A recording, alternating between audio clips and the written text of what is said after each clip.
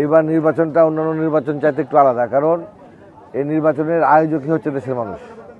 দেশের মানুষ ওই জন্য আগামী 12 ফেব্রুয়ারি যে নির্বাচন, সেই নির্বাচনটাকে তারা চাচ্ছে যে উৎসব মুখর পরিস্থিতিতে উদযাপন করতে, এবং আমরা বিভিন্ন জায়গায় ক্যাম্পেইন করে সেই সাড়াই পাচ্ছি।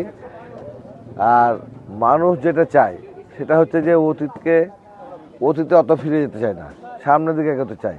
আমাদের নেতা তারেক রহমান সাহেব ঠিক ওইটাই চান, এবং আমরা আমাদের এই এলাকায় বিভিন্ন মানুষের কাছে তাদের এলাকার সমস্যা সম্বলিত বিষয়গুলো আমরা জানছি, বুঝছি, এবং বিগত দিনে তাদের এখানে যে কোনো উন্নয়ন হয় না সেটা আমরা পরিলক্ষিত করেছি।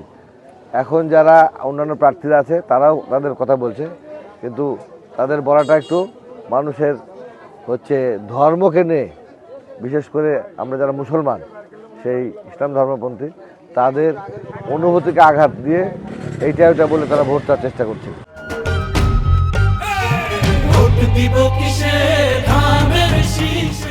এটা জনগণ কিন্তু এখন বুঝেছে, এবং সেই অবস্থাতে তারা আর ফিরে যেতে চায় না। তারা যারা আগে বলছিল এখনও বলার চেষ্টা করছে, তাদেরকে মানুষ কিন্তু মোটামুটি এখন মানুষ সাবধান হয়ে গেছে, তাদের কাছ থেকে মুখ ফিরিয়ে নিয়েছে। এবং আমি আশা করছি যে এই নির্বাচনে ধানের শীষের পক্ষে ব্যাপক জোয়ার হবে ইনশাল্লাহ। আমাদের নেতা তারেক রহমানকে প্রধানমন্ত্রী বানানোর জন্য আমরা এই অঞ্চল থেকে তাকে ব্যাপক আসন দিতে পারবো। মানুষও তাদের প্রার্থীকে বিজয় ঘোষণা বিজিত করবে ইনশাল্লাহ। নির্বাচন হচ্ছে একটা মানুষের মৌলিক অধিকার। বাক্সে হাত দিবে কারা? যারা মনে করবে যে তাদের ভোট নাই।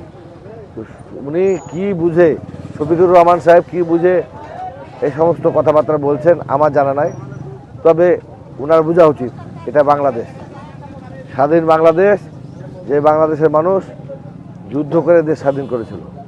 আজকে যাদের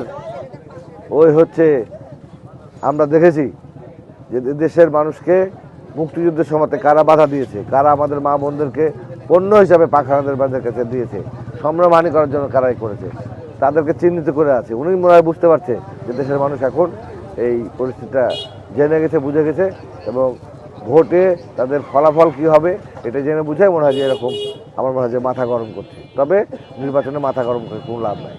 এটা হচ্ছে দেশের জনগণ এই নির্বাচন কোনো ক্রমেই নির্বাচন নিয়ে কে কোনো ষড়যন্ত্র করবে এটা মানবে না।